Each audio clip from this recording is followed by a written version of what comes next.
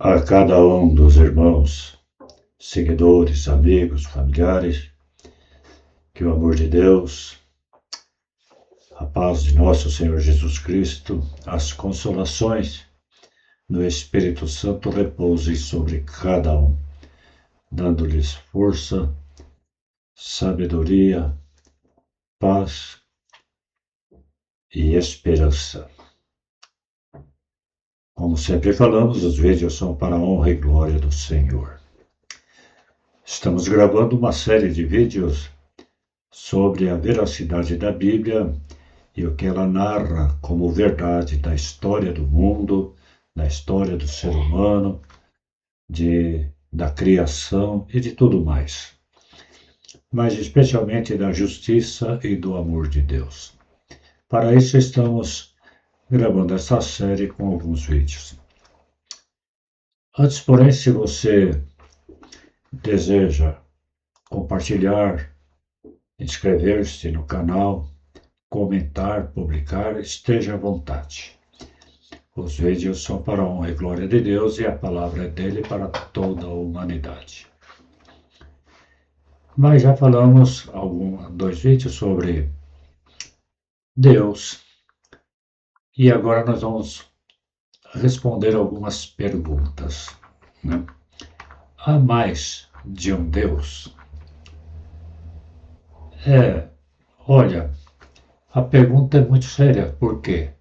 Porque há muitos deuses com letra minúscula, criados pelos próprios homens, pelas suas imaginações, por se sentirem superiores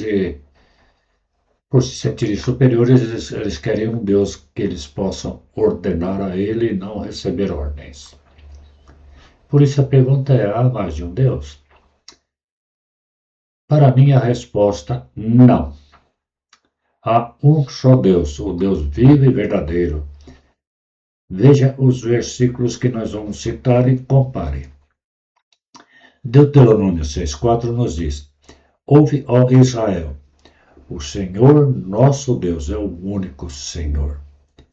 Jeremias 10,10 diz: Mas o Senhor é o verdadeiro Deus, é o Deus vivo e o Rei eterno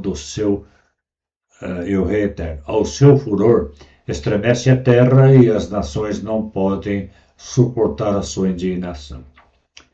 A palavra Senhor aqui ela está escrita com a primeira letra maiúscula e as demais minúsculas, porque há momentos em que aparece toda a palavra Senhor com letras maiúsculas, significando o Deus único. No vídeo anterior falamos sobre o ser de Deus, seus atributos. Neste falaremos sobre a pessoa de Deus. Deus um só em três ministérios e não em três pessoas. O Pai, o Filho e o Espírito Santo, estas três pessoas são uma só pessoa, um só Deus, da mesma substância, iguais em poder e glória. Malaquias 3,16, nesse sentido, diz: Então aqueles que temiam ao Senhor falaram uns aos outros, e o Senhor atentou e ouviu. E um memorial foi escrito diante dele para os que temiam ao Senhor e para que se lembravam do seu nome. Eles eram meus, diz o Senhor dos Exércitos, minha possessão particular. Naquele dia que preparei, poupá-los-ei como um homem poupa o seu filho que o serve. Mateus 28,19 diz assim: Portanto, ide, fazei discípulos de todas as nações. Não é fazer as nações discípulos de todas elas, batizando-as em nome do Pai, e do Filho e do Espírito Santo. Quer dizer, batizar os discípulos. Segundo Coríntios 3,13 mostra as três pessoas. A graça do Senhor Jesus Cristo e o amor de Deus e a comunhão do Espírito Santo sejam com todos nós. Quer dizer, o Deus único, Deus completo, abençoando. Jesus se declara como sendo o Pai, isto é, que ele, Deus, ou o Pai, são um só. João 10:30, eu e o Pai somos um. João 17:22, ele diz, eu lhes dei a glória que a mim me deste, para que sejam um como nós somos. A Bíblia ainda declara que o Espírito Santo e Deus são um só. Quem mente ao Espírito Santo está mentindo a Deus. Atos 5, nós temos uma narrativa interessante, dos versos 1 ao 4. Olha o que ele diz aqui. Certo homem chamado Ananias, com Safira, sua mulher, vendeu uma propriedade e reteve parte do preço, sabendo-o também sua mulher, e levando a outra parte, a depositou aos pés dos apóstolos. Disse então Pedro a Ananias, por que encheu Satanás o teu coração para que mentisses ao Espírito Santo e retivesses parte do preço do terreno? O que aconteceu aqui? Todos estavam vendendo algumas propriedades para cooperar com os irmãos que estavam perecendo.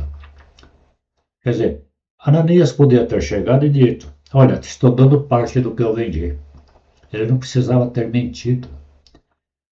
E, enquanto o possuías, não era teu, e vendido não estava o preço em teu poder, como, pois, formaste este desígnio em teu coração?